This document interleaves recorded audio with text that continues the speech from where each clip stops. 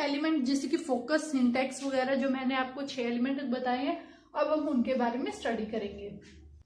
अब जैसे कि हमने जो है एलिमेंट्स के बारे में पढ़ा था कि कौन कौन से एलिमेंट्स हैं जिनका हम यूज करेंगे ब्रूनर कंसेप्ट अटेनमेंट मॉडल के अंदर। क्या क्या एलिमेंट्स है? फोकस, सबसे फर्स्ट वन इज फोकस कि हमें हमारे जो टारगेट है वो क्या है, हमें ये देखना है इसके अंदर। Next one is syntax, syntax के अंदर है reception, selection and unorganised material model.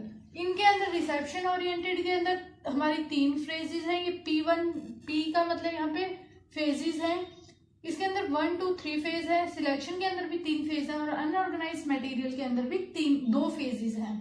फिर नेक्स्ट हमारा आता है सोशल सिस्टम। क्या है? सपोर्ट सिस्टम और एप्लीकेशन और यूटिलिटी हमारी क्या है, कौन सी कंसेप्ट अटेनमेंट मॉडल की क्या चीजें हैं हमारी, यूटिलिटी है या सपोर्ट सिस्टम है, सोशल सिस्टम है। इस तरीके से अब हम इनके बारे में पढ़ेंगे। इसी तरीके से जो हमारे और 3 मॉडल हैं उनमें भी यही कॉमन चीजें चलेंगी। फोकस के अंदर जो है हमारा मेन ऑब्जेक्टिव है इंडक्टिव रीजनिंग का। इंडक्टिव रीजनिंग यानी कि जो कि हमें आता है, जानते हैं और अनजान की तरफ जो लेकर जाए उसको हम इंडक्टिव रीजनिंग कहेंगे, यानी कि तर्क पर आधारित आगमन कहेंगे इसको हिंदी में। And the main focus is to learn और टू अटेन द कंसेप्ट। और मेन हमारा टारगेट यही रहेगा कि जो हमें कंसेप्ट के बारे में पढ़ना है हम उसको अच्छे से अचीव कर पाएँ। In this model learning take place by categorising activities. इसके अंदर हम कैटेगरी के अकॉर्डिंग ही क्या है डिवाइड करेंगे एक्टिविटीज़ को और उसके थ्रू जो है कंसेप्ट के बारे में जानेंगे। First one is act of concept formation. पहले हम जैसे कि हमें एक टॉपिक दिया गया है उसके बारे में हम पहले चीज़ों को इकट्ठा करेंगे, यानी कि कंसेप्ट को बनाएंगे। एक्ट ऑफ कंसेप्ट अटेनमेंट, और फिर वो जो कंसेप्ट के बारे में हमने सब कुछ इकट्ठा किया है अब हम उसको क्या है अचीव करेंगे, अपने अंदर जो है उसको अच्छे से मतलब माइंड के अंदर सेट करेंगे कि इस कंसेप्ट में ये चीज़ हैं और ये इनके एग्जाम्पल हैं। Both activities have different steps to achieve objective. इन दोनों के अलग अलग स्टेप्स रहेंगे जब ये काम करेंगे। We can improve the instruction through concept learning. हम जो है इंस्ट्रक्शन को इम्प्रूव कर सकते हैं जब हम कंसेप्ट लर्निंग जो है अगर प्रोसेस को फॉलो कर रहे हैं, यानी कि हम अगर धारणा से संबंधित लर्निंग यानी कि सीख रहे हैं तो उसके थ्रू हम क्या है अपने इंस्ट्रक्शन को इम्प्रूव कर सकते हैं। नेक्स्ट हमारा टॉपिक आता है सिंटेक्स या फिर स्ट्रक्चर्ड। इसके अंदर हम 3 मॉडल्स के बारे में स्टडी करेंगे। First one is reception, second is selection and third is unorganised. हम इन तीनों के बारे में स्टडी करते हैं। इस मॉडल के अंदर 3 वेरिएशन दिखाई गई हैं, यानी कि ये तीनों चीज़ें जो 3 मॉडल अलग अलग, एक मॉडल जो है हमारा कंसेप्ट अटेनमेंट मॉडल हम इसको कर रहे हैं, लेकिन इस कंसेप्ट अटेनमेंट मॉडल के अंदर भी 3 अलग अलग मॉडल्स हैं हमारे। तो first one is reception oriented model. इस मॉडल के अंदर हम क्या करेंगे, it functions directly for teaching of element of A concept. ये जो है डायरेक्टली इसका एक ही फंक्शन है कि जो एलिमेंट्स हैं ना कंसेप्ट के उनको पढ़ाना। फेज़ 1, अब इसके अंदर हमारी 3 फेजेस रहेंगी। हम फेज़ 1 के अंदर क्या करेंगे, सेकंड के अंदर और थर्ड के अंदर अब हम ये पढ़ते हैं। फेज़ 1 यानी कि इंक्लूड द फॉलोइंग एक्टिविटी, ये एक्टिविटी होंगी। डाटा को इकट्ठा करना और लर्नर जो सीख रहा है उसके सामने उसको प्रेजेंट करेंगे। एग्जाम्पल देंगे उनको फिर कि जो डाटा जो हम कंसेप्ट सीखने जा रहे हैं उनके बारे में एग्जाम्पल जो टीचर है वो स्टूडेंट्स को देगा। Next one is event. हम कोई इवेंट, पीपल, ऑब्जेक्ट या स्टोरी के थ्रू जो है लर्नर्स को सिखाना चाहेंगे। जो डाटा होता है हमारा उसके अंदर यही सब चीज़ों को इंक्लूड किया जाता है और फिर हम जो है डाटा कलेक्ट कर पाते हैं। नेक्स्ट आता है हमारा teacher explain to people that all the positive example have common idea. Teacher जो है फिर बच्चों को ये बताएगा कि ये जो हमने एग्जाम्पल लिया था जैसे कि ग्लोबलाइजेशन का, यानी कि हमने एग्जाम्पल सारे ग्लोबलाइजेशन के दिए थे, तो कॉमन आइडिया क्या था उसके पीछे की एग्जाम्पल किस चीज़ के हैं, ग्लोबलाइजेशन के है।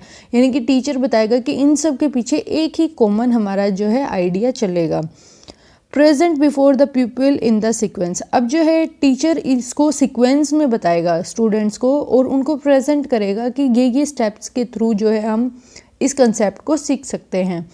फिर जो है लर्नर्स को कहा जाएगा कि एग्जाम्पल के बीच में डिफरेंशिएट करे, यानी कि ग्लोबलाइजेशन का एग्जाम्पल दिया या प्राइवेटाइजेशन का दिया, इन सब के बीच में क्या है डिफरेंशिएशन करे वो अंतरों का पता लगाए कि क्या अंतर है दोनों के एग्जाम्पल में, और फिर जस्टिफाई करें कि ये जो एग्जाम्पल है ये हमारे कंसेप्ट से रिलेटेड है या फिर नहीं। नेक्स्ट आता है keep record of attributes of these examples. अब जो है हम स्टूडेंट को बोलेंगे या टीचर भी जो है अगर करना चाहे तो एक रिकॉर्ड बनाएगा कि उनकी क्या क्या विशेषताएं हैं, इनकी क्या क्या क्वालिटीज़ हैं, उनके बारे में रिकॉर्ड बनाते चले जाएंगे ये। नेक्स्ट आता है last step is to ask the pupil to give definition of the concept on the basis of essential attribute and ask to give some name of the concept।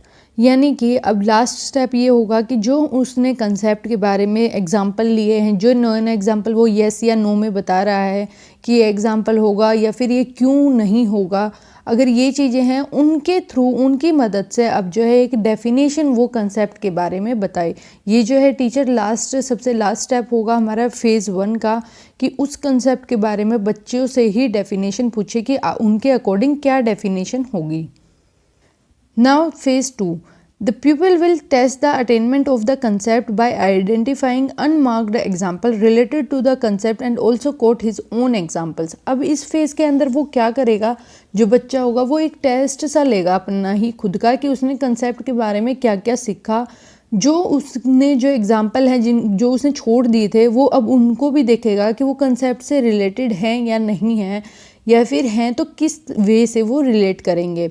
And also quote his own example, और अब वो जो है अपने ही example को इसमें लगाना start करेगा कंसेप्ट में।